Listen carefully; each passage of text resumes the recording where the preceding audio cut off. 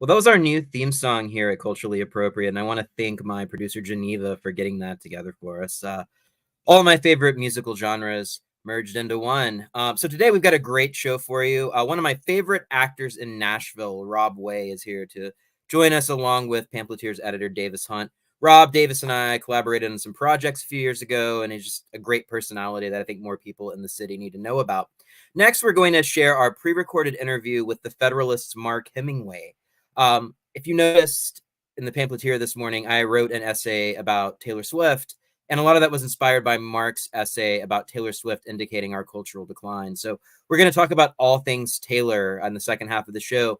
And then, as always, we will end with our weekly film rundown because this is Thanksgiving holiday weekend. So there are a lot of releases to get through.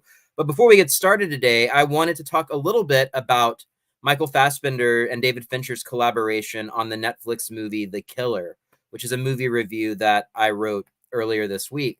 Something that we've noticed and we've talked about around the Pamphleteer's offices is that when a movie releases on Netflix, it seems like there isn't as much cultural conversation about it. And I think for good reason. Obviously, because movies like The Killer really weren't meant to be watched on Netflix, even though they are bankrolling them. But there seems to be this cultural blind spot. Like, it exists. If people talk about it, they talk about it for a couple of days and it goes away. The Killer is a very interesting movie. I would not say that it is one of David Fincher's best movie, and that's not a cut on David Fincher. That's just because David Fincher directed The Social Network, which is probably the greatest movie of the past 30 years.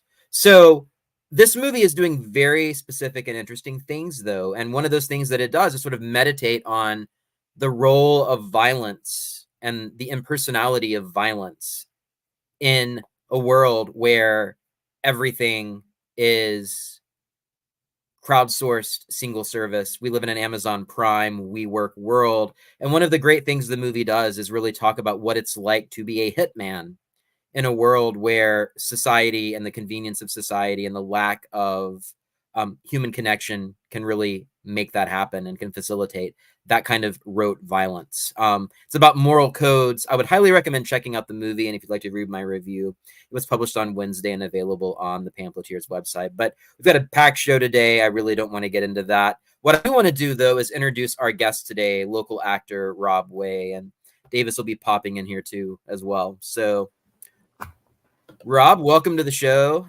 Davis, also welcome to the show. How y'all doing? Doing great. Doing good. Thanks for having me. Thank you for having me. So I just kind of want to start out with saying something incendiary. Like, I typically hate most local actors. I find them narcissistic. I find them usually not good. I find their movies woefully mediocre. I think Rob is the exception. He's just one of the best personalities about Nashville. So, he's had a really storied career. He's in a lot of stuff. He's in this wonderful vodka ad. I collaborated with him. Davis introduced me to him on a project we did a few years ago. I love seeing him just pop up in random stuff. So, Rob, why don't you tell us your story? Like, how did you get to Nashville and how did you get into acting? Good story. So I'm from Keene, New Hampshire, and Keene, New Hampshire is the birthplace of the original Robin Williams film, The Jumanji. Was filmed right there in my hometown, and I could give you a little tour of every little spot where they filmed the movie. I was in the Marine Corps at the time. I had just got out of the Marine Corps. The day I got out, I went home. I got on a bus, and I got off the bus with my military uniform on and my sea bag, and the whole town looked like it had just went to shit. Like, it graffiti everywhere, all that good stuff. So I went into a restaurant and was sitting down, and there was Robin Williams. I didn't know it was Robin Williams, but he looked like a bum sitting down at the end of the bar.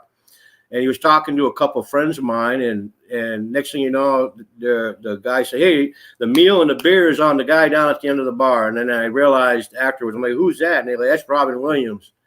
And that was my first look at Hollywood that close to my hometown, where, and to this day, I never knew or I never thought that I'd ever be here. So I ended up marrying a woman who's from Tennessee. She was a travel nurse, and we traveled for a couple of years. And then eventually I bought a home in Columbia, Tennessee. And I was 48 years old, and I'm being in the military. I always learn a new trade every 2 years. So I've been a private investigator, a locksmith. I'm a painter. I mean, I've done guardian ad litem in the court system, private investigators. I've done a lot of things in my life.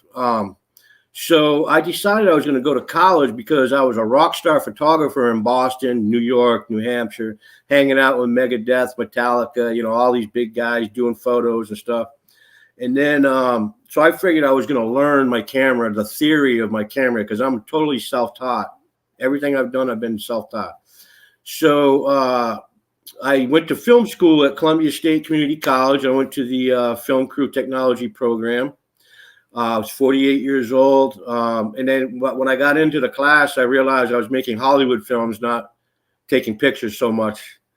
And then I happened to be one of my first films I worked on as a student. It was a Christmas movie. And the last day of filming, a bunch of extras didn't show up. And they're like, hey, Rob, do you want to fill in and help out doing some extra work today? And I was like, hell yeah, I don't want to be pulling cables all day. So I hung out with the extras for a day, and it was a totally new world. I kind of was laughing at a lot of people because there's little cliques of these, background actors thinking they're famous. So I kind of had a little chuckle about that. And then I got into acting after that. I kind of got the bug. And again, I'm a self-taught natural, I've been told. No specific training. I've had some acting classes since 2018. And since then, now it's 2023, and I'm doing my first starring lead role in a major film, and we start filming in January. That's how I got here. Yeah. So, Davis, how did you find out about Robb? Because I know that whenever we were producing some projects about 4 years ago, you said I found this great guy that I think would be good for this short we were working on about a Napoleon impersonator. And there's actually a picture of us on set, it looks like. And then the side picture here is... It was so hot. It was so hot. Yeah, that was a ridiculous... That was in Hendersonville, I think. Yeah, it was a historical house in Gallatin, I believe, right on the Hendersonville-Gallatin line. Yeah. Yeah, so how did you all, get connected? I can't remember. I think it might have been on Facebook or, at that time I was doing this. It's probably my third short film I'd done in Middle Tennessee or Nashville. And, at the time I would just cast by putting out posts on Facebook, or it was mostly on Facebook, just through Facebook groups or connections and this and that. And Rob, I think we met on Facebook. I don't remember. It's been a while, man. It's like, that was in 2020.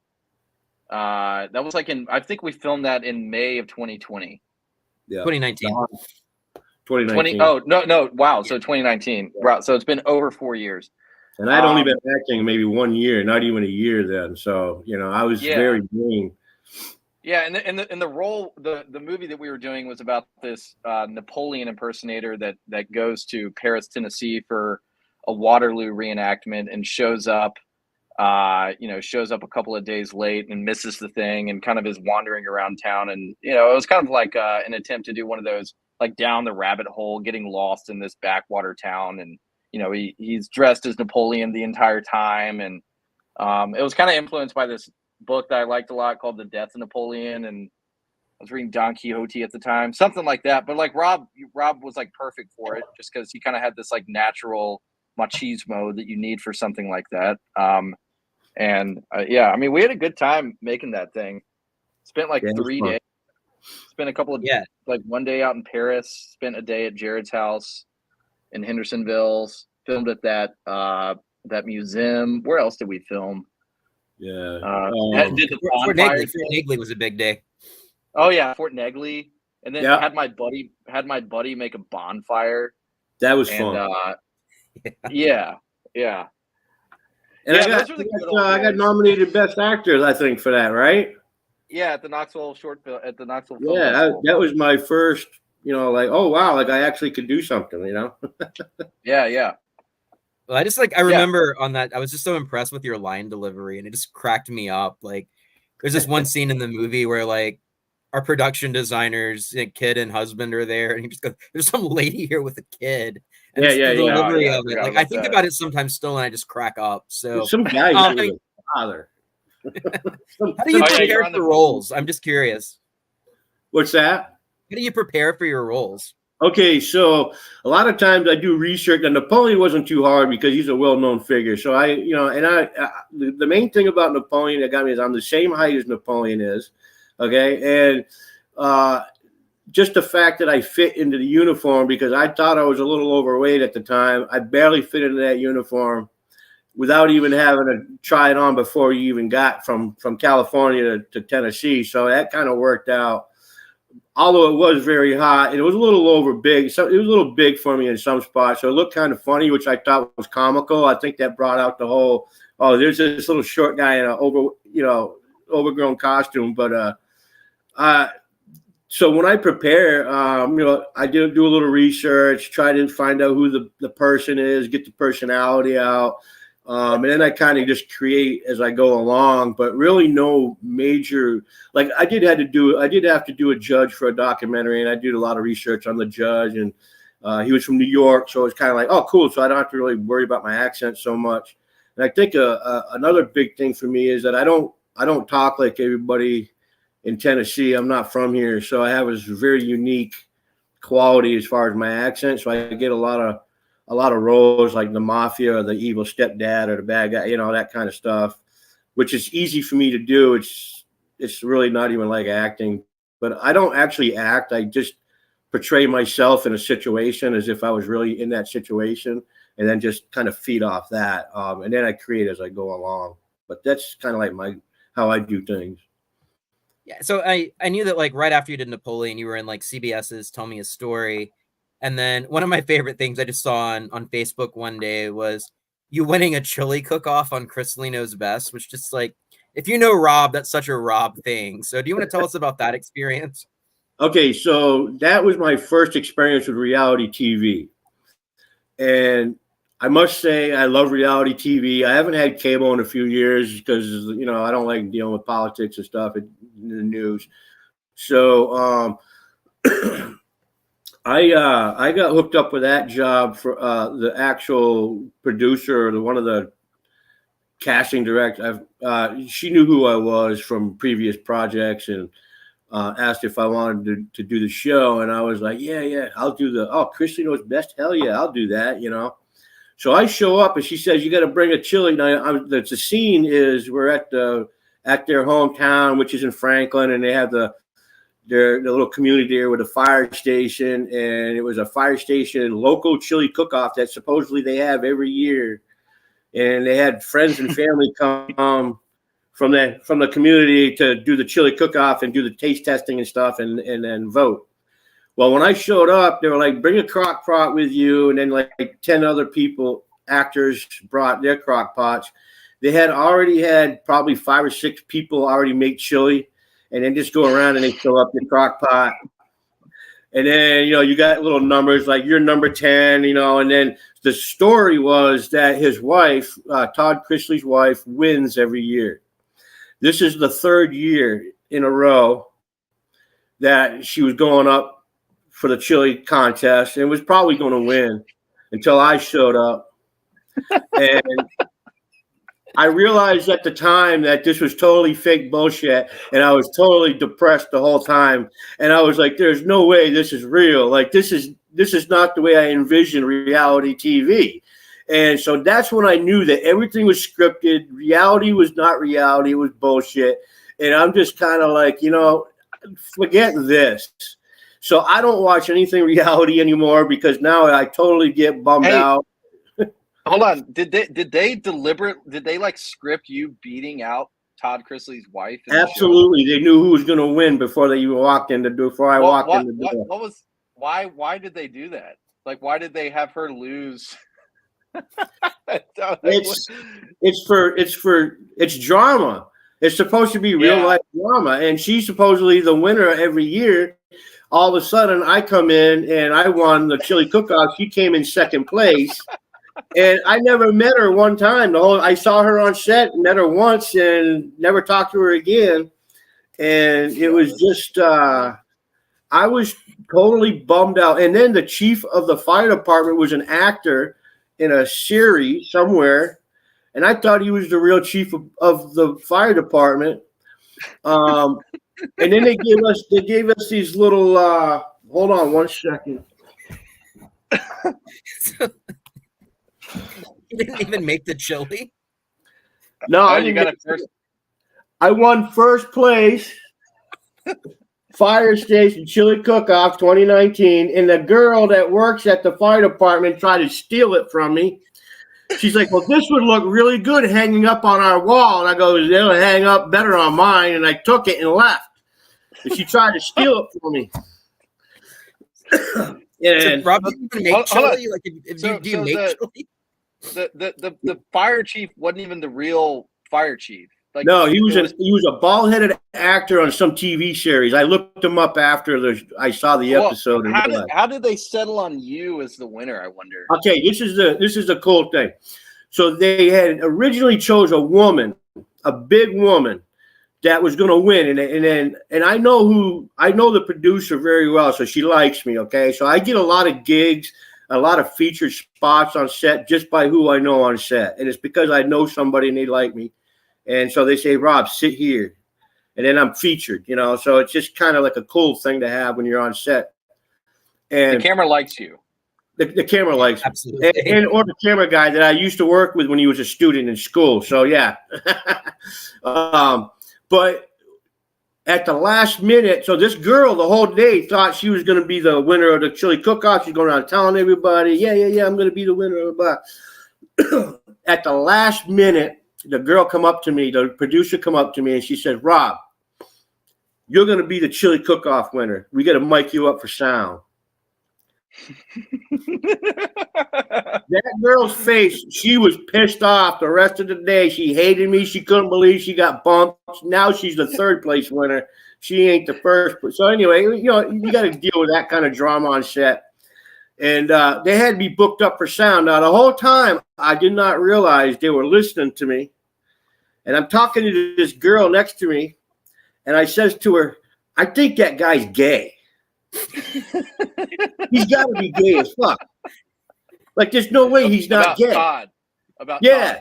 And I see all the camera guys laughing. Like, they're like, and I'm like, what? And they're like, no, we can hear you. I'm like, oh, okay. But yeah, it was, but they will all come back, and then like years later, I find out all this stuff that's going on with them, and I'm just like, it's just too. The reality of that totally ruined it for me. I don't ever want to be on a reality TV show again. I'm in Laguna Beach right now because I'm going to a wedding in Newport, and it was a nice little hotel looking out over the ocean. And I was reading about the Hills, or what was it, Laguna Beach, that reality show, which I never watched, but I was aware of because it launched like all these people into like celebrity just for being on the show. And there was like a big, I couldn't sleep last night. I was just reading about the show, and there was this big controversy about it, like certain drama on the show being scripted and this and that. And this, I guess the show was on in like 2003. When was that? Yeah. 2006, somewhere around there. And like now, people don't even to like the mid 2012, 2013. Now, I mean, like Hills. no one watches reality TV and like thinks that it's real anymore. At that time, I think there was probably some naive. People were a little naive and like, oh yeah, this is totally actually what's going on. There's no directing involved in setting up these situations. But now it's like Rob's every contest. Yeah, every show that I worked on a show called Fastest Cars in the Dirty South. It's on Motor Trend TV, and I was that sounds awesome. What's it called? Fastest Cars in the Dirty South? Yeah, it's all about grudge racing, and it's all in Alabama. It's all here in Alabama, Tennessee, and Muscle Shoals. I did a lot of camera work on there. I did not a lot of camera work, but I did some towards the end. I worked 2 seasons with them.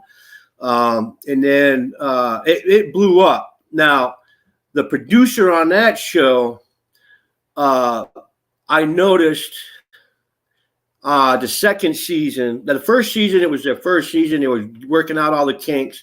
The second season, I went back, and that's when all the drama started. And I realized how they took perfectly good best friends and turned them into enemies by the end of the second season. And it was all about how they created the drama between the two teams that were best friends prior to the first season. Now they're enemies. After the second season, the COVID thing happened, and they were forcing people to get vaccinated. And they told me, asked me if I was vaccinated after working for them the second season for 6 months, knowing I wasn't. And then all of a sudden they're like, yeah, well, they want you to be vaccinated. And I told them to basically fuck off. So. Yeah, and I wanted to talk a little bit about that because, during COVID, I think you were the only person that I saw sort of giving these updates about what it was like being in the entertainment industry. And I remember one post where you were trying to get a movie together where you wouldn't let any vaccinated people on the crew. Yes, that's true. People were just jumping all over you. So do you want to talk a little bit more about COVID? Because it was like a lifeline to me during that whole time. Yeah, well, I don't have a problem telling people how I feel. I'm a Marine combat veteran. I got PTSD. I don't like people. The only reason why I do the acting thing is basically it's therapy for me. It forces me to be out there in the public and have to deal with people, or else I'd just be in my house. I'm an ex-alcoholic and drug addict, so I've had a lot of things going on in my life. Now I'm totally sober. I was in counterintelligence in the Marine Corps and the military, and I know a lot about the stupidity of the government and intelligence and the politics that's going on right now. And I could go over the politics of SAG-AFTRA and the way that the union treats background actors and stuff. And I don't like people who are sheep to the government and do what they're told. And you have to understand, when I went to Desert Storm, I was vaccinated with like 9 different vaccines all at once. And I had no control over whether I was going to get them or not. I was forced to take them. So today I have issues with dealing with controlling my body temperature, blood disorder, because of the anthrax vaccine, the botulism vaccine, all these other things they were making us take to go over there and fight this war. So not to get off subject here, but so at the time that the pandemic happened, I realized that Hollywood changed and so did Nashville. And I'll get into detail. So there were people who were like, if you got vaccinated, you were not part of the problem. You were actually trying to solve the problem. For those that refused the vaccine, like me, we were kind of shunned upon in the Nashville film scene and the entertainment industry, and even Hollywood's the same way. In order for you to do a SAG film, you have to be vaccinated, and I believe that's even still today, even regardless of whether the fact that there's a thing about, you don't have to be vaccinated in order to work. Now, I think you still have to be vaccinated in order to work in a Hollywood film. That's the only thing that stopped me from being any better than I want to be, because I refuse to get vaccinated just to be in a film. I'm a retired Marine. I do this as a hobby. It's not like I'm trying to get rich or make a lot of money out of this. I don't want to be Brad Pitt famous, because then I have Brad Pitt problems. So I don't need that kind of shit, So I end up watching all of my friends that I thought were really good people start bashing the other side of the aisle and saying how great they were and how I was part of the problem and how dare I, not get vaccinated and blah, blah, blah. And then I would be the one that would go out and like question the authority. And people are like, well, why would you say that? You're in the industry and that you're going to get blacklisted. I don't give a shit. But what's funny is that during the pandemic, I was working every goddamn week while everybody else was sitting at home, not working, taking their vaccines. I'm out there working. And the funny thing is I didn't look for a job for 2 years. People came to me. I was in a good position, and I don't know why I'm blessed like this to have, or to be as good as I am, to get people to want to approach me to like, hey, we want. So I'm blessed in that aspect, and I think a lot of my friends got jealous over the years because they realized that I didn't play the ball game. I didn't play their, their rules and regulations. And then now that it's not an issue anymore, people are like, that guy is so real that I like him. His personality, he don't lie about nothing. He says what he's got to say, and that's kind of how I am. I will put my ethics on the people, but it's up to you to accept them or not, and I don't let people tell me what to do. You get what you get. I'm a different breed. I'm an acquired taste, I guess. But I don't. So when it comes to the pandemic, religion and politics, stay away from me because I'll shoot you down all day long, and I back it up with facts. So like the whole industry now is like I realize who my friends were, so I've weeded down a lot of friends who blocked me because of my theories on things and my aspects, my takes on things. And there are cliques in Nashville. You're gonna find the same people doing the same thing with the same people, okay, all the time, but they don't really have any other friends, so they're actually famous in their own minds. And and there are at least 2 or 3 big actors in Nashville who are constantly working. I haven't heard from them in 3 or 4 years, but before I became a good actor or became a decent actor, all these people I was seeing them at the red carpets. I was seeing them at events, film events and premieres, and they act like they're the most famous person in Nashville. And I think it's funny because I've seen some of the shit and they suck. And I'm just like, how can these 3 people be the only 3 people look for? Like, why these 3, but they actually act like they are this big fame. And I can see it changes people. I've had some friends who did a couple movies and now they think they're big. But the worst part about it is they used to be background actors. They go do a short film as a lead, and now they're kind of like not doing anything. And it's like, okay, but how do you go from a lead to doing background work? So it's, you kind of some people want to be something that they aren't, and then they try it and they think there's something, and then they did their first short film, and then it's like a 3-minute film. Then they go hire a $500 limousine for the premiere because they think they're famous. I just think it's funny. I'm a pretty laid back guy. I don't boast about anything. I don't go online and post, every little thing I do to make me look good or anything. I've been blessed to have good people in my life in the film business that know who I am, and I just got, and I'll give you another little scenario. I just got dropped by my talent agency because of politics, and it was I'm not going to say who they are, but they're from Nashville and Knoxville. And what happened was they made a post the other day about, and it was a very badly worded post. It made it seem like. So the context of the story is in today's day and age, and it's always around Christmas time where you start getting all these fake ads or posts on Facebook and stuff for acting gigs. And if you're new to the business, you don't know what you're looking for, you're going to think it's a legit post, and you're going to apply for it and send them all your information and all that good stuff. Well, supposedly, when I booked with my talent agency, the first thing I asked them was, can I book my own gigs? First thing, hands down, because I get more work myself than waiting for an agent to get me a job. I mean, if I had to wait for an agent, I'd never be working. So, and I'm an older guy, so you're looking at a 55-year-old guy versus a 25-year-old actor, so I'm not really going to be busy. So yeah, they said you can. So that's great. So they put out this Facebook post about, in this day and age, you got to watch out what's going on online with these posts and fake ads.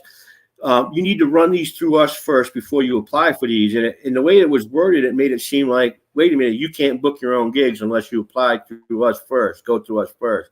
So people were out there posting, oh my God, I thought we can book our own gigs and this and that. And one girl posted asked a question about booking their own gigs. And I say, listen, a talent agent only gets paid when they book you gigs, when they get you work. Talent agents get paid. I go, I book 99% of my own gigs. But why should I give my talent agency 15% of a $65 music video where no negotiation needs to be done at all? All right, which that was most of my work. Every week I was doing a music video. But why would I give anybody 15% of my hard-earned money?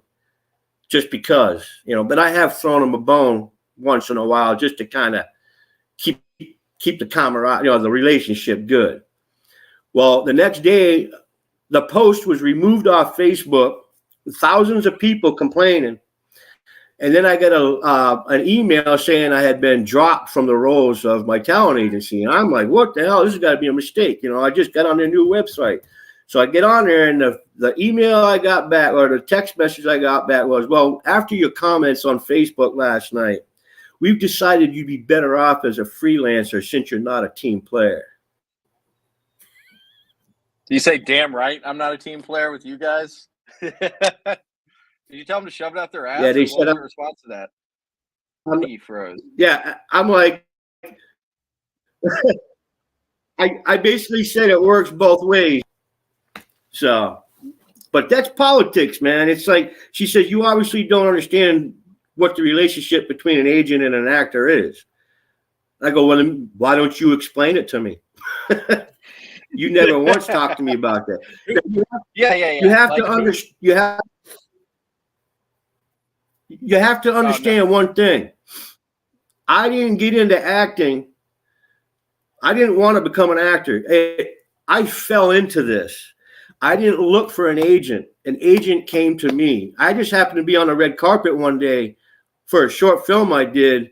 And there's Forrest Whitaker standing in front of me, and I'm shitting my pants because I've never been in front of royalty before, And I'm with this guy who was the voiceover for the chicken in the movie I did. Now, I didn't realize that this guy was a talent scout for the talent agency. Now, Jason Marsden was walking up on the red carpet. He was supposed to be up on the stage doing an interview. And I'm getting ready to go up and do my interview. But I didn't know who that was. Now, you have to understand, I'm totally new to the red carpet thing. This is a first experience. So, all right, I'm learning as I go along. This little short guy starts walking up, basically jipping in front of the line. And I was like, he's like, hey, where am I supposed to go? And I go, how about in the back of the fucking line? That's exactly what I said to him. And he goes, oh, yeah, okay. And he goes in the back of the line. Now, the guy I'm with, the talent scout, was laughing his ass off. And he's like, that's the funniest shit I've ever witnessed. And I go, what are you talking about?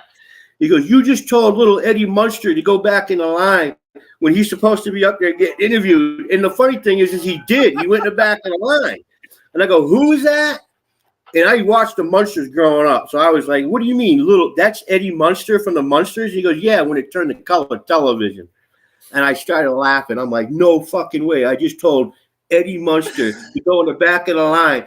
And the thing is the director from his movie was watching our movie, and my director from his movie were watching his movie. We were sitting together in the same aisle. Now, I had no idea. I felt really bad. Later on, I ended up talking to him, and he didn't even realize what I was saying.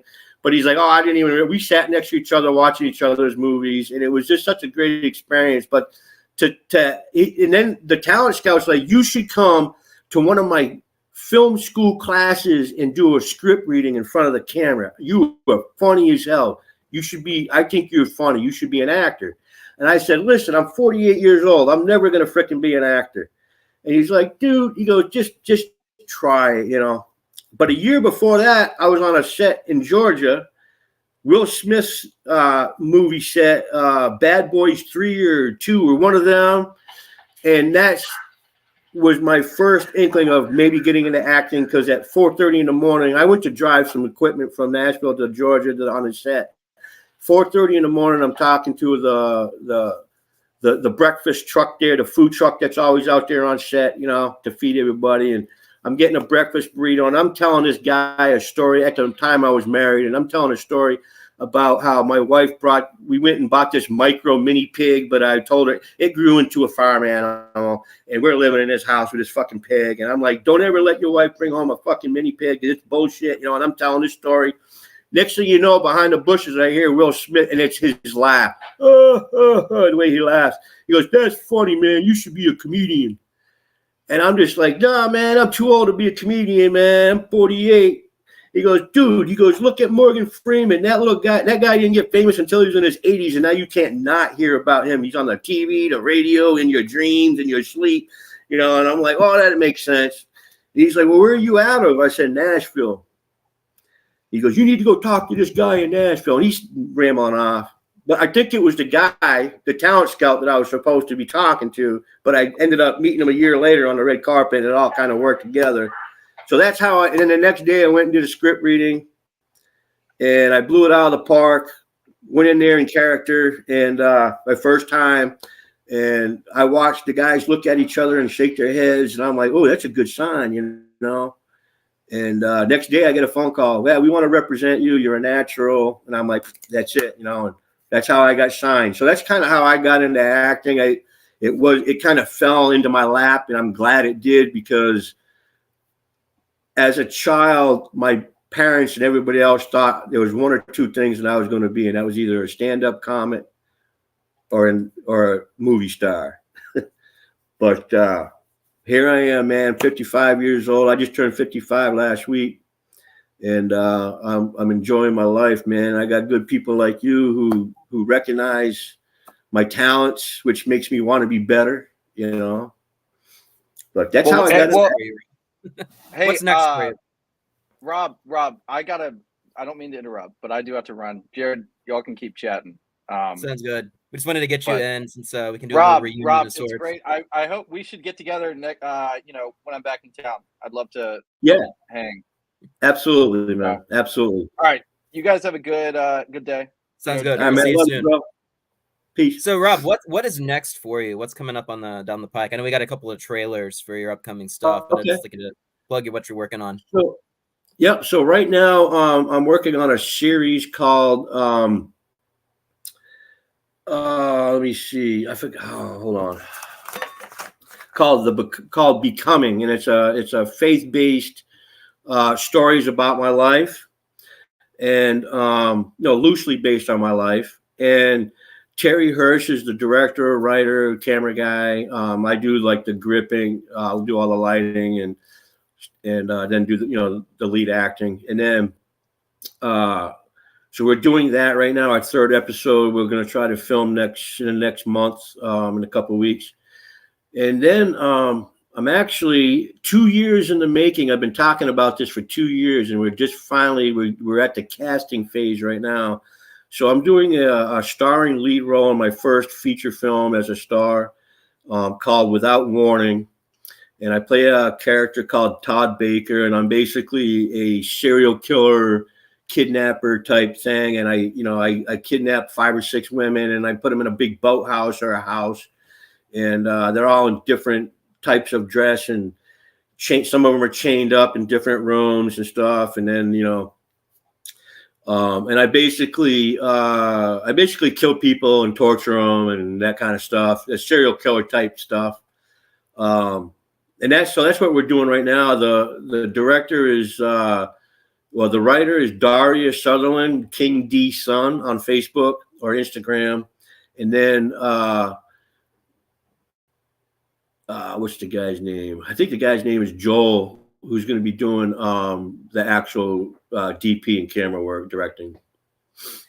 Cool. So I guess you're not going to be renting a limo for the premiere for that one then? No, absolutely not. I drive up in my car, man, and just do the regular thing. If you really want to see what got me this role, I did a movie by the same director and writer called Blemish, and it's on Tubi.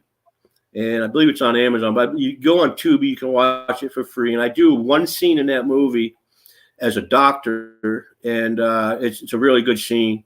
It's a predominantly all black film. I think I'm the only white guy besides one other guy that's in it for a second.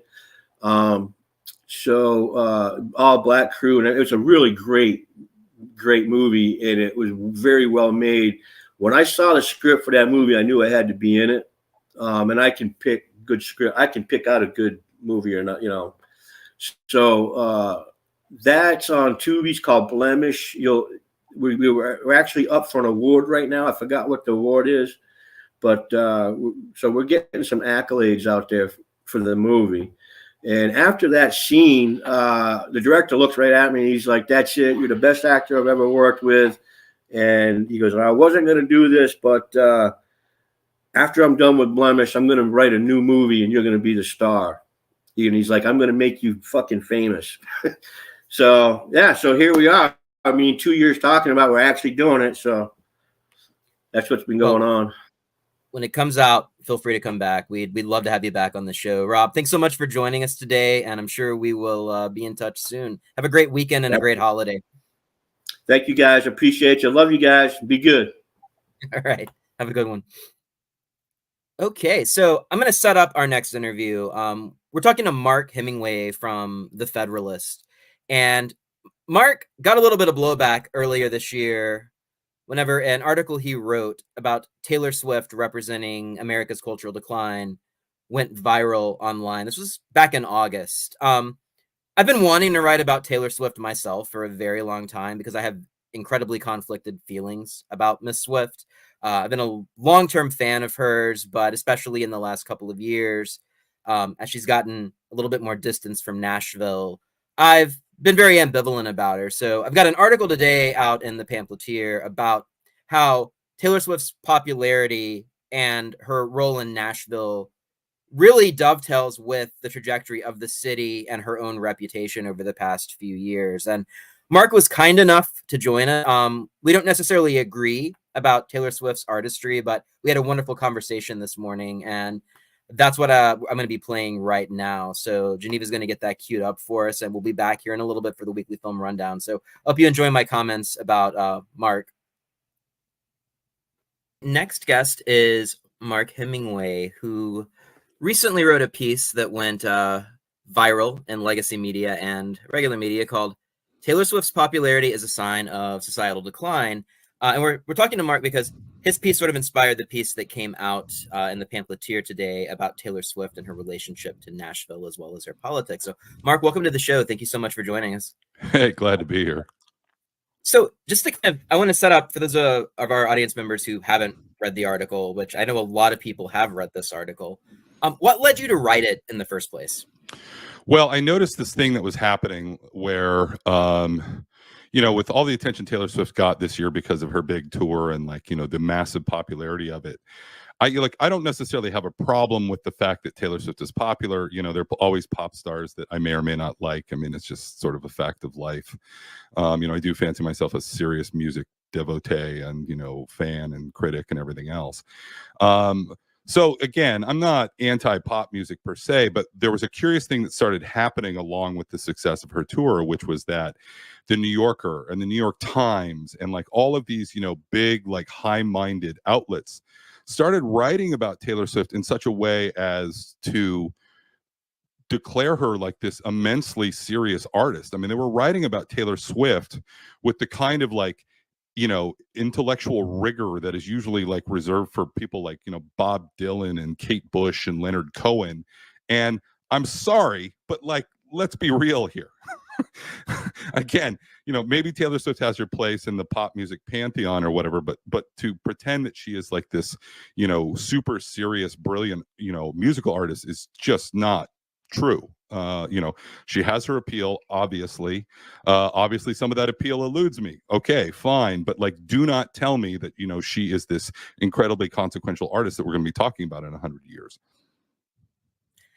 So I was going to actually end with this question, but I think we're doing a nice lead in here. A lot of the hyperbole about Taylor Swift, and this is something that I read and I talk about in my article today. Do you think that Taylor Swift is, as some pundits on the left would say, the last hope for democracy? No, Absolutely not. And I don't know. I have a problem in general with pop culture figures, be they I don't know, actors or musicians or athletes or whatever, speaking out on big controversial topics. Period. One, I think that we need to have a space in American culture that exists kind of outside of that, and I do think that the really good artists, to the extent that they know how to address these things, are able to talk about politics in an artistic frame that isn't necessarily divisive and is more like provocative on an intellectual level. Like, I mean, I don't think Bob Dylan has avoided politics in his career. He did sing at the March on Washington in 1964. But beyond that, a lot of the themes that he addresses and things like that, are certainly get into the sort of political sphere, but they're addressed in sort of a more poetic way. In fact, I mean, that was, I forget who said it, was Yeats that, called poets unacknowledged legislators. I mean, I think the same, applies to, artists. Their power lies precisely in the fact that they are perceived as being a conduit for a kind of insight that exists outside the normal rough and tumble political discourse that dominates things, and I think that forcing Taylor Swift into this political frame is a square peg round hole type of situation. And more than that, I don't remember, there was a big controversy like some years ago where Taylor Swift hadn't said anything about Donald Trump. She just hadn't said anything, and there was like this massive internet campaign to like force Taylor Swift to talk about Donald Trump. And it was the dumbest thing. And like, I don't know. And then next thing you know, Taylor Swift is campaigning against Marsha Blackburn and like making all these political statements, and liberals are, having these, orgiastic reactions to the fact that she's doing voter registration drives at her concerts. I'm sorry, that kind of stuff, being that explicit, just sort of detracts from her power and seriousness as an artist. And I don't think she had a lot of power and seriousness as an artist to begin with. Yeah, and that's a little bit where we differ. I have a very similar argument in my piece today that the politics has ruined a lot of her artistic ability. I am a much bigger fan of Swift, it seems like, than you are, which is one of the reasons that your piece intrigued me. But I feel like there was a sense of bullying that happened around 2014 because there were all of these sort of barbs at Taylor Swift about Taylor Swift as white supremacy. And that's one of the strange things about her tour is it's like such forced diversity in the Eras movie that, she's singing a country song and there are just kind of by committee token dancers in the background, even when it's like completely irrelevant to the kind of music that she's singing and completely irrelevant to that time period in her career. So that's something that's incredibly frustrated me about this whole thing and made me very conflicted. So, I mean, do you think the politics has affected your argument? I mean, would she be less of an issue for you if she were apolitical, or if she were sort of conservative like she was earlier in her career, which she sort of made these gestures toward a more conservative ideology? That's a good question. I don't know necessarily. I mean, it seems like everything's political these days, even things that I wish weren't, and even things that I like that I wish weren't. But I think what happened in this case is it's kind of hard to separate out those things because, like I said, my irritation was sort of irked as someone who's a semi-pro music critic by the fact that all of a sudden, the New Yorker has decided that Taylor Swift is a serious artist they must write thousands of words about. And does that happen? Unless Taylor Swift creates this permission structure for them by winking and nodding and showing them all quite explicitly that she has the right politics. I don't think it does. But that's also part and parcel of this larger decline of outlets like the New Yorker, which maybe were always liberal, but occupied enough of a sort of middle ground in the cultural space that I was happy to read them and stuff. And now they're just like propaganda half the time. And so it's part and parcel of a lot of stuff that's happening. So yeah, I think the politics plays a role, but I don't think it's necessarily like the deciding factor for me at all. And what's been strange about her reception, because she's an artist. I was never really a country fan. It was way out of my wheelhouse. Whenever I first started listening to Taylor Swift back in like 2009, 2010. But I remember there was sort of this push then because she was not a respected artist. And when Speak Now came out, you had all of these critics who were like, you know, pitchfork type hipsters that suddenly were like, I like Taylor Swift and it's cool. And then it really did start to materialize after the Reputation movie on Netflix, where she attacks Marsha Blackburn, who, as I mentioned in my article, weirdly enough, has done more for songwriters than maybe any politician in the last century. And actually, you know, Trump did too. I mean, Trump's, you know, signed in, you know, laws that, you know, made it so that artists that had been previously, you know, had their royalties decimated by streaming and other things like that, and that gave them all sorts of, you know, new options. You know, and I think Blackburn was actually part of that effort too. You know, so I mean, yeah, it is a bit ironic, I guess. Yeah. So I want to talk about the reception of your article, both because I'm releasing a similarly incendiary piece this morning as well, but just to kind of get some advice. But what was the reception like from sort of the Federalist crowd? Because you published this in the Federalist, where you're a contributor. And also, did you get any response from Swifties, who I heard can be very militant? Huh. Well, you know, it was like a weird thing happened where I published this piece and then nothing happened for like 3 or 4 weeks. You know, I got some sort of, you know, positive response online. You know, there's a lot of people, I think, whenever you have a cultural phenomenon that is as massive as Taylor Swift, that it's just naturally going to induce some sort of backlash. And so there were plenty of people that were just happy to see any sort of, you know, criticism, regardless of whether or not, you know, they may have even agreed with the criticism. They're just like, finally, someone is, you know, saying something about this person that I can't get out of my face. So there was a little bit of, you know, and then there were people that I do think, you know, genuinely sort of agreed with my larger argument. I mean, I did make a very sort of sustained intellectual argument, you know, I mean, even down to like music theory here. You know, I'm talking about, you know, the overuse of chord changes and, you know, all this other stuff. So I think there were people that definitely appreciated it, but it wasn't until like 3 or 4 weeks after I published it, when a colleague of mine made a really incendiary tweet about it and went viral, that the Daily Mail picked up on this piece and, you know, ran something, and a whole bunch of other people started paying attention to it. You know, I did get some sort of online vitriol, even from people that are, you know, sort of on my side typically in the culture and political wars. But for the most part, people actually respected it. I mean, can't remember a Washington Post columnist like condemned the piece, but I can't remember what she said about it. But she did like acknowledge that like it was this sort of, you know, I had made basically a high-toned argument, which is like all I could ask for. And I think that most of the people that were, you know, even if they hated the sentiment, understood that it was a serious piece that, you know, was not written to, you know, simply, you know, take Taylor Swift down a notch. I mean, I do think I'm not an idiot. Look, I mean, there's a reason why she's successful. You know, and a lot of that credit goes to her personally. And she does obviously have a lot of talent. I just have a lot of questions about the sort of overall artistic and, you know, capitalist incentives that make Taylor Swift who she is, I guess I would say. And then there was the whole issue of the politics. I mean, it was never meant to be the focus of the piece, but yeah, because of so many people, the things that so many people were writing about her. And, you know, I did, you know, I mean, I specifically said I was trying to avoid some of the feminist baggage that comes along with discussing her, but I did discuss it a little bit. And believe me, even to the extent that I discussed it in like a throwaway paragraph, people did not like that one bit. You know, how dare you say something about a young, successful woman that isn't uniformly 100% positive?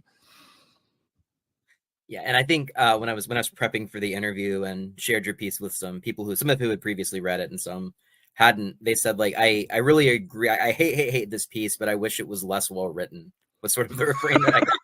So I wanted to pass that on to you. That, by the way, is incredible praise. I will take that every time. So let's get into Taylor as an artist a little bit. What is it exactly about her? You know, either something that you didn't include in the piece or something that you did include in the piece that you feel makes her artistry slight or slighter than people are letting on? Musically, it's very one-dimensional. You know, I mean, just to get down to the actual like brass tacks, you know, I mean, obviously, you know, this is a Nashville audience, so when I talk about a 1-5-6-4 chord change, there probably have a lot of listeners that know exactly what I'm talking about. It's like the most overused chord progression in pop music, and has been for like 20 years.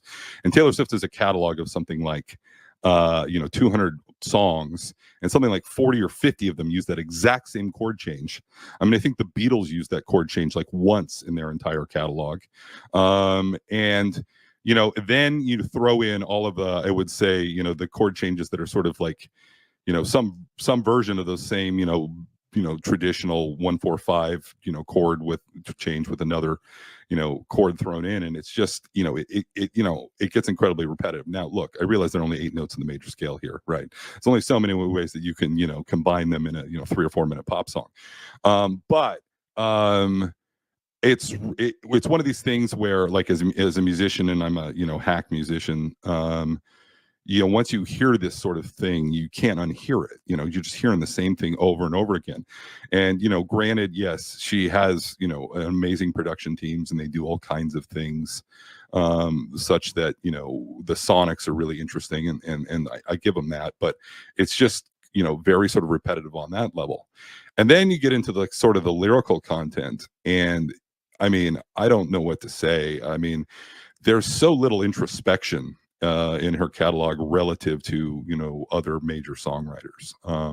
Everything is a huge percentage of her catalog is all about boys that done her wrong, and that's fine. I mean, that has a place in pop music or whatever, obviously, and I don't begrudge her for being a young girl writing pop songs about relationships, obviously, but just that perspective of like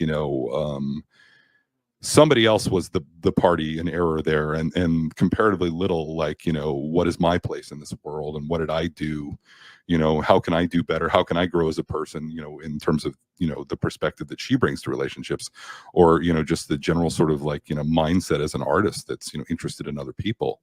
I don't know, I mean, it kind of and that attitude also kind of just also reflects her public perception. She's this indomitable woman, and like you can only be nothing but tough as a young woman or something these days. And I wish she does have that side of her, I'll admit. I mean, she certainly, that one crazy song she wrote about Jake Gyllenhaal taking her virginity or whatever, which again, just as a 47-year-old man, the fact that I even know enough to say that sentence just makes me want to run out of the room screaming right now. But like there are songs in her catalog that do evince some sort of introspection, but she seems and does so on a level that is good. I just wish that she would devote the time and energy to focusing on that side of herself and developing that sort of thing, instead of so people can read themselves into the songs in ways that are other than ways that are defensive and combative. Yeah. So in the article, you refer to this as me music.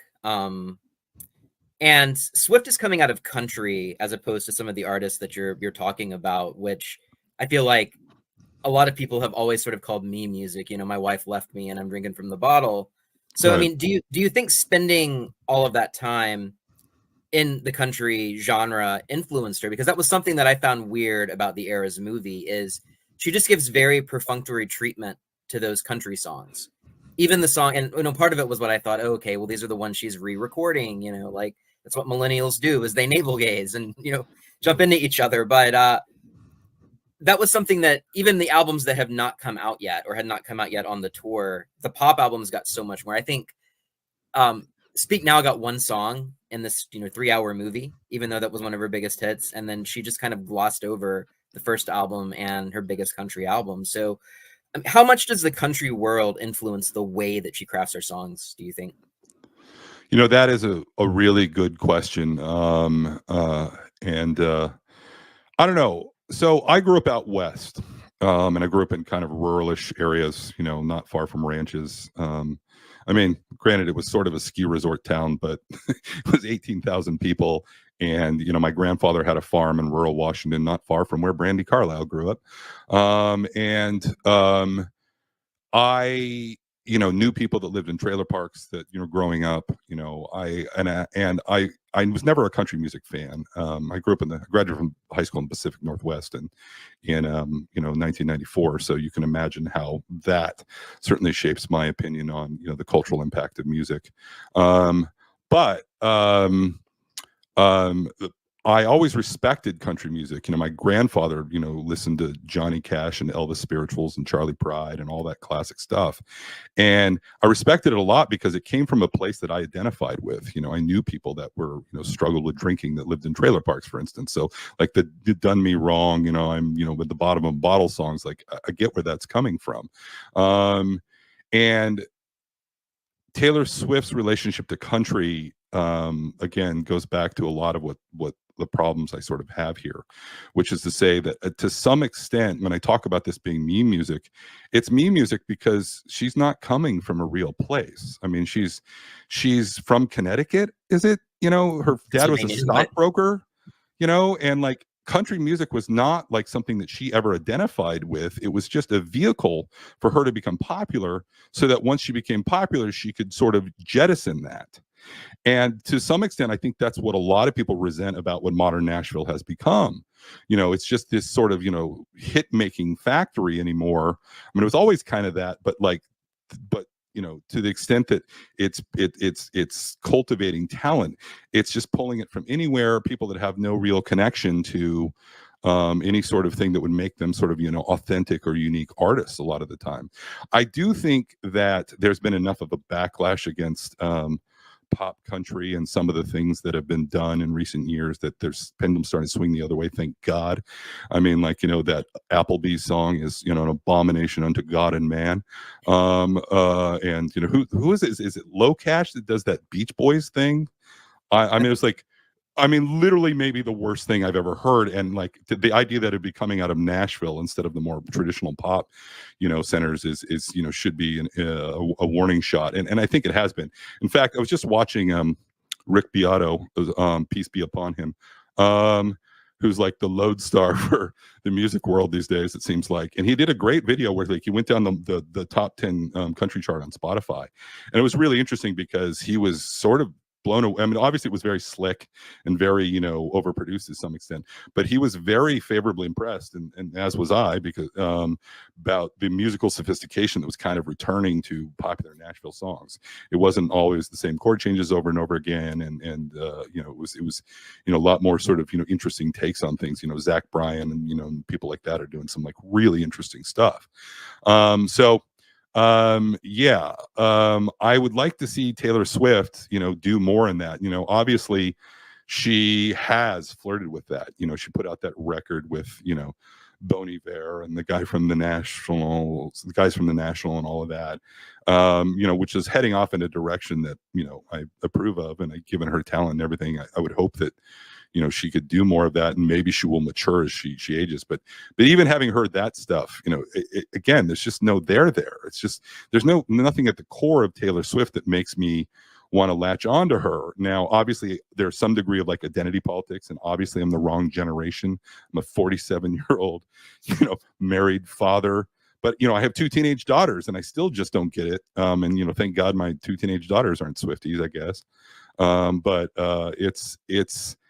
there's just the lack of authenticity there. And I think that's reflected in her relationship with Nashville, where Nashville was just something that she used and discarded. I think it's very interesting bringing up Nashville, because I was watching the CMA Awards last week on AMC, and there was this like weird moment when Post Malone was there, but then you know, they had all of these people that I guess are trying to get into country kind of on the back end. But then whenever the awards came out, you know, Chris Stapleton kind of made his return, and then Lainey Wilson, who I think is an incredibly talented artist and like is everything that I wish Casey Musgraves and Maren Morris were before they sort of like went Hollywood. But there does seem to be this tension, especially now, of like country going pop as a genre, but then a little bit of that pushback coming out, and, you know, on the radio too. So that's an interesting sort of moment that we're in at this point, I think. Yeah, no, I mean, that's a really good point. And I mean, my grandfather would have liked Chris Stapleton. I mean, and then that's like about the highest praise that I could give the man. You know, my grandfather liked Johnny Cash and Charlie Pride. You know, and I think that's a very positive sign, and that Nashville is healthier than sort of the pop charts. But I mean, like the pop charts is a whole other thing, and, you know, Taylor Swift is just, you know, certainly a part of that complex ecosystem, in the sense that if you go on like Spotify's pop charts and you listen to what's popular, I mean, it is the most dumbed down, brain dead, you know, frankly weird crap Like it's just all so base. I mean, I mean base in BASE in the sense that it's, you know, trying to appeal to things at the most basic level, to the point where it's like just barely a couple of like, you know, bumps and claps or something just to elicit some sort of like primal response, as opposed to like make some sort of, you know, artistic statement. Yeah, and speaking of artistic statements, I want to talk a little bit about the focus on the Beatles in your article. I focus on Bob Dylan in a way that you probably will hate in my piece. I compare a lot of Swift's music to Blood on the Tracks and some of those very personal Dylan albums. So I hate it already. But I mean, I wanted to talk a little bit about the Beatles, just because they're such a singular artist, and Yeah, really kind of the perfect storm that hasn't really ever happened in rock or pop music before, just because of the fact that, you know, Malcolm Gladwell famously talks about in Outliers, playing in Germany really did sharpen them in a way that no other band has had. And then you have sort of two songwriting geniuses coming together in the same band with two other guys who weren't slouches either. But, you know, whenever I was going through in preparation for my piece and for the interview, just looking at especially some of the like pre-acid LSD Eagles records, Beatles records, where, you know, they're in their really catchy, more simplistic pop days. You talk a lot about Eleanor Rigby in the piece as an exception, but, you know, there are a lot of songs in the Beatles catalog that, you know, aren't as sophisticated as Eleanor Rigby, and even times when on Revolver they're experimenting with like you just using one chord on one song. So if we're talking about catalog per catalog, what do you think makes the Beatles more dynamic artists over the course of their entire catalog, as opposed to just like, you know, Abbey Road, Revolver, Let It Be, those albums that we sort of see as like masterworks of all time? well, I mean, I think it has to do with their rapid evolution. You know, first of all, you got to remember though that, like, you know, a 1-4-5 chord change when the Beatles were doing it was still relatively new. It wasn't something that people were like that accustomed to hearing to. Like, you know, now it's been, you know, a staple for 70 years in pop music. And you know, it's different to be, you know, leaning on, you know, basic chord changes now than it was in 1962 or whatever. But even still, even though they, you know, they quickly moved from, you know, the Love Me Do era or whatever, you know, to Sergeant Pepper's, and I mean that only the span of that time is only a few years. And, you know, Paul was, I don't remember his exact age, but I mean, he was remarkably young when he wrote Eleanor Rigby, which is, you know, an insanely sophisticated song. And I guess my problem here is that I don't see, usually with great artists, you see a great deal of like evolution. You know, maybe you don't always agree with, you know, well, this isn't my favorite Bob Dylan period, or, you know, the Rolling Stones did something here, or, you know, Pearl Jam turned into a jam band there for a few years. Maybe you don't always agree with it, but these are people that are trying to expand their people's perception of them. They're trying to do things that they find intellectually interesting, even if the audiences don't always. And there's a commitment to sort of like growing, and that I just don't really see in Swift, to the extent that she's evolved from country to pop or whatever. Again, it was literally just a vehicle to do what was more popular and what would sort of bring in more money, as it were, as far as I can tell.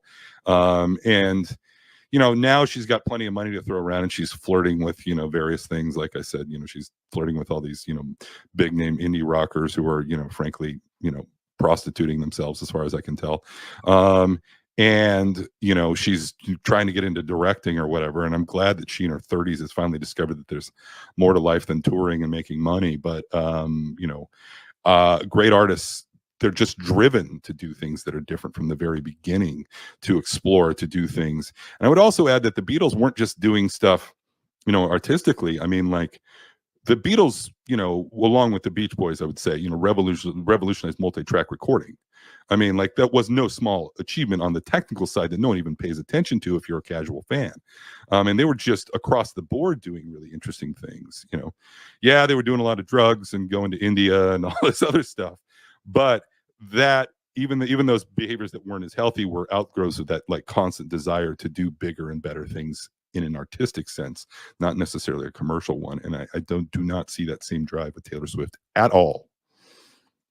So, and this was something also that I was thinking about in your article, made me think about, is that, Swift's almost been around for 20 years at this point, which is longer than the Beatles, longer than, Springsteen's sort of heyday. But the kind of strange thing about her is she's never really had a career misstep in the sense, Lover maybe, but a lot of that was COVID. And now we're in a situation where songs from that album are now in the Billboard Hot 100. So, I mean, it's unparalleled. If somebody had said, Alanis Morissette is going to be around 30 years from now, still on the top of the pop charts, I think people would have believed that in 1995, maybe.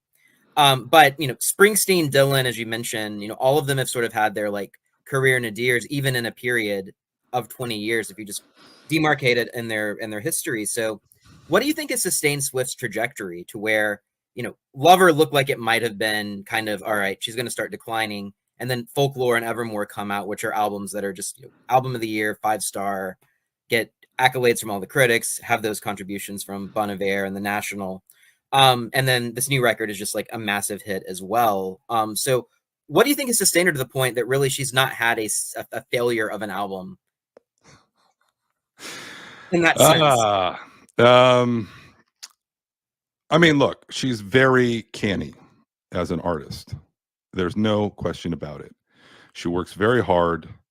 She's, very well connected with her fan base, and she does not take them for granted. And I have a lot of respect for that. She's also an incredibly savvy marketer and business person. And so I think that has a lot to do with that. I mean, these days, being a pop artist at that level is as much about marketing as it is about musicianship.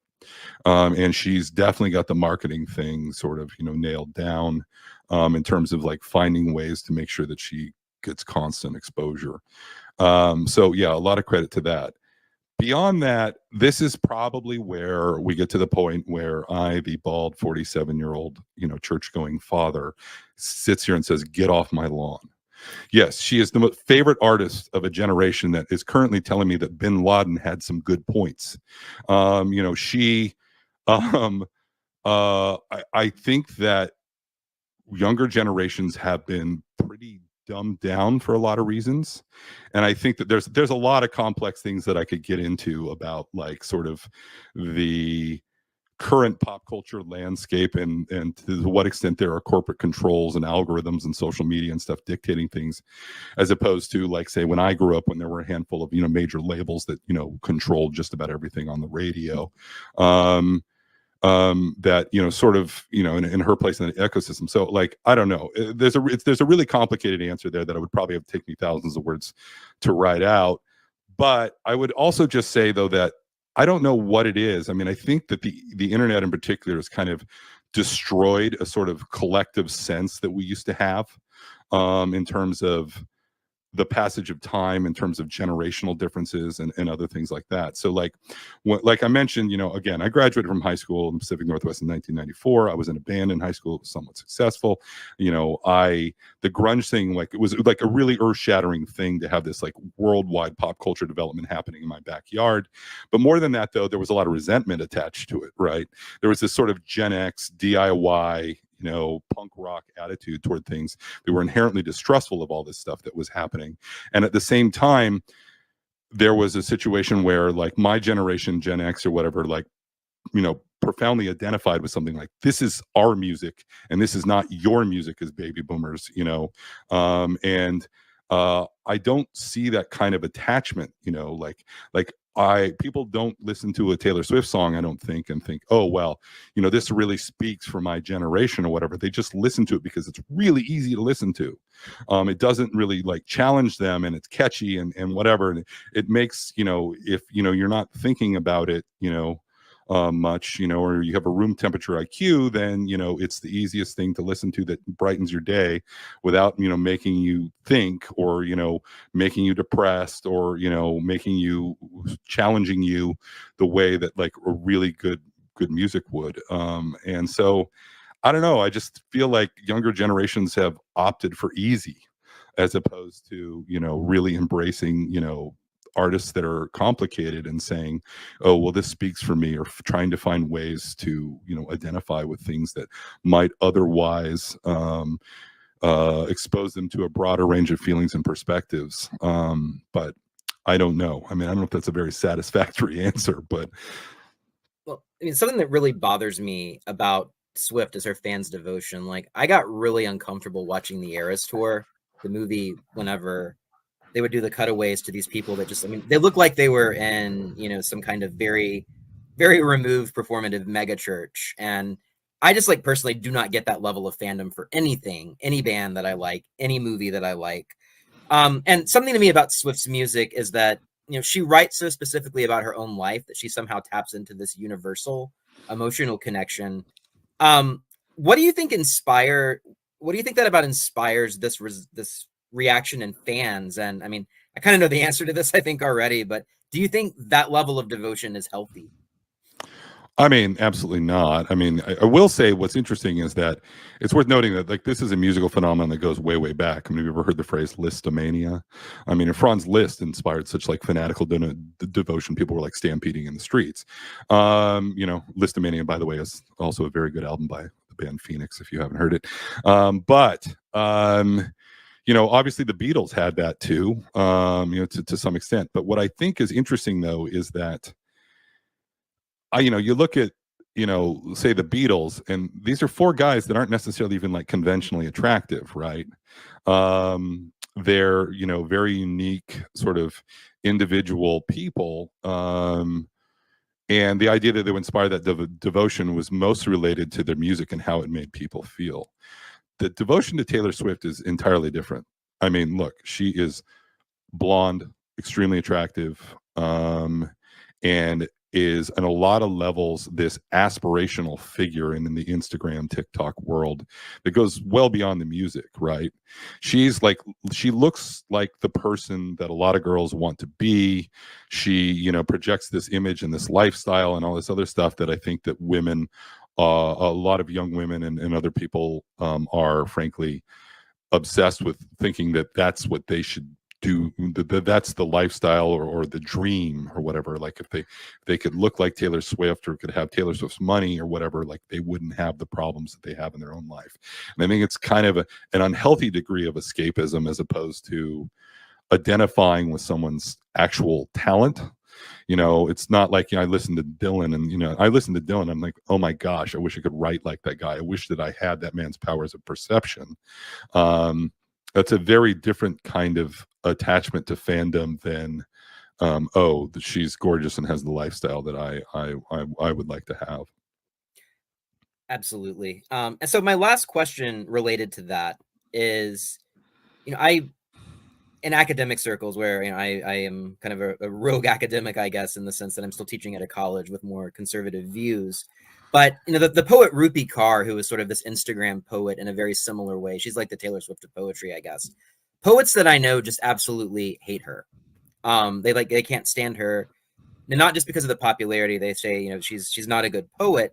The sort of interesting thing about Taylor Swift to me is that Paul McCartney, Carole King, Dolly Parton have talked about how great of a songwriter they think she is lyrically, and also pointing out her bridges. And even somebody that I think personally is one of my all-time favorite contemporary artists, Ryan Adams, pre or post cancellation, covered 1989 in its entirety, and it's one of his best albums in a catalog of amazing albums in a prolific career. So I mean, why do you think these artists that we would sort of herald as some of the best songwriters in the past 50 years would connect with her and actually go on record saying that they are fans? Yeah, that's a really good question. And again, you're giving me a lot to sort of unpack there. Look, Taylor Swift is very good at what she does. It's just that I have a problem with the fact that what she does is very one-dimensional. That doesn't mean that if you're not used to, that doesn't mean that Bad Blood isn't a really good song on some level. Like, I mean, it is insanely catchy. It's insanely well put together. However, one thing I would say about this is that, Taylor Swift does not strike me as again, she's extremely talented in some ways that I would attribute like wholly to her in terms of her instincts, in terms of her, marketing and other things like that. But she's not Ryan Adams. I mean, first of all, when Taylor Swift writes a song that is anywhere near as good as, say, Wagon Wheel or When the Stars Go Blue, Wake Me and we can have another conversation about her. I mean, Ryan Adams is a generational talent. I mean, like he can sit him in a room with an acoustic guitar and he can write a brilliant album without, anyone even looking in on him. I mean, the list of credits on the Taylor Swift album looks like the phone book if, millennials had any sense of what a phone book was. I mean, it's, and not only that, it is true that she has flourishes of like extremely good songwriting. She's clearly not a dumb person, but it's also true that what was the first song off of the Midnights or whatever, the first single off of that? She had that song where she like rhymed altruism with congressman or something. I mean, it was like anti-hero. It was probably the worst lyric I'd heard in a pop song since Dave Matthews' "Hike Up Your Skirt and Show Your World to Me." And I mean, and the other thing is look, I mean, are you at all familiar with Paul McCartney? Yes.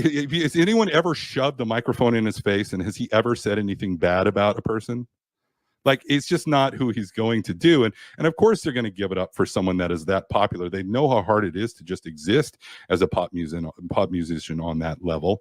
And so, yeah, I mean, yeah, there's a lot of things to be said about her as an artist and a performer. And frankly, the fact she has an immense amount of talent. But I mean, Dolly Parton wrote Jolene in like an hour or something goes to the story goes or something like that. Taylor Swift cannot do that. She cannot do the things that those other people that are praising her are doing. Full stop. She can do a lot of things that maybe they can't do in terms of, marketing herself and filling arenas and selling tickets. Sure. But that is not the same thing as writing a good song. Those are very different things. And I think that a lot of people this day and age equate success with talent. And believe me, anyone who knows anything about the music industry will tell you that those two things are miles apart very, very often. It's frankly a miracle when those two things come together. And I mean, how do you feel about Taylor Swift in terms of other successful female artists like Lana Del Rey, for instance, who just did an amazing show in Nashville, or somebody like Miley Cyrus, or God forbid, my wife's least favorite artist in the world, Olivia Rodrigo. So, sorry, can you say that again? You broke up there for a second. No worries. So how do you feel about Taylor Swift's talent and songwriting ability in terms of some of her contemporaries, like Miley Cyrus or Lana Del Rey or Olivia Rodrigo, that are doing something along the same lines? Maybe came up with her or came up directly after her. Well, it depends a lot on the individual artist. Like, for instance, Miley Cyrus has a hell of a voice. Whatever you want to say about her, I don't like a lot of the things that she's done. But she has a hell of a voice. And the other thing is, I don't know. I just, for whatever reason, Cyrus has reached kind of a point in her life where it seems like she's just kind of stopped caring about certain things, and it makes her a lot more interesting to me. She has this sort of like devil may care attitude. I mean, I think maybe it's a little too performative at times, but it's definitely a more interesting persona to me than than Taylor Swift's, I don't know, angry sorority girl thing. And then like Olivia Rodrigo is an interesting one. I'm not like a particular fan of Olivia Rodrigo. I will say that I think that Driver's License, had a far more interesting like actual melody than anything that like Taylor Swift has done in maybe forever. And like on her latest record, there's some like short, snappy, like rock numbers or whatever that are like almost in the alternative vein, and I think it's really interesting that she would branch out in that direction, being the kind of pop star that she is, because like it's like guitar music has died within the sort of pop genre in the last however many years.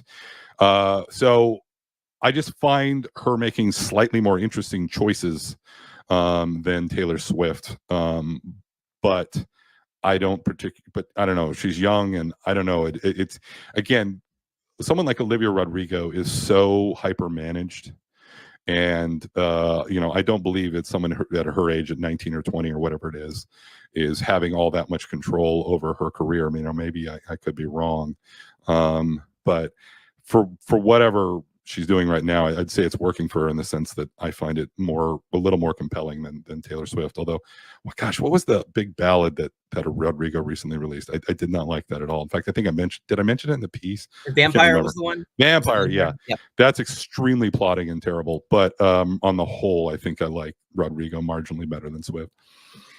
Great. Well, Mark, thank you so much for taking the time to talk to us today. And I'll be putting up the article in the intro so people can revisit it. So please don't blame me if you get any hate mail, but if you get some compliments, from our readers, let me know. I, for one, am looking forward to reading it. So great. Well, have a great weekend, and I'll be in touch soon. Thanks again for joining us. Thank you. Well, thanks to Mark again for taking the time this morning to talk to us. We're going to end today with the weekly film rundown as always. And since this is, again, Thanksgiving weekend or the first weekend of the Thanksgiving holiday, there are a lot of major releases.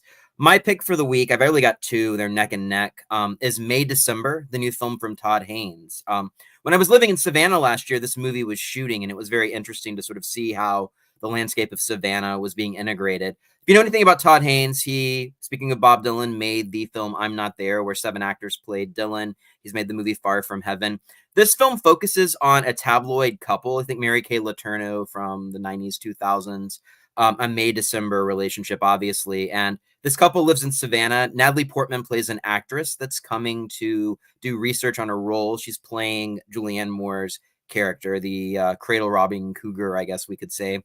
If you know anything about Haynes, an amazing director of melodramas that have a lot going on beneath the surface. So I'm sure this is going to be one of the best of the year. It will be premiering on Netflix, but the Belcourt has an exclusive engagement. It's one of the few theaters in America that'll be showing it on a big screen. So highly encourage you to check that out.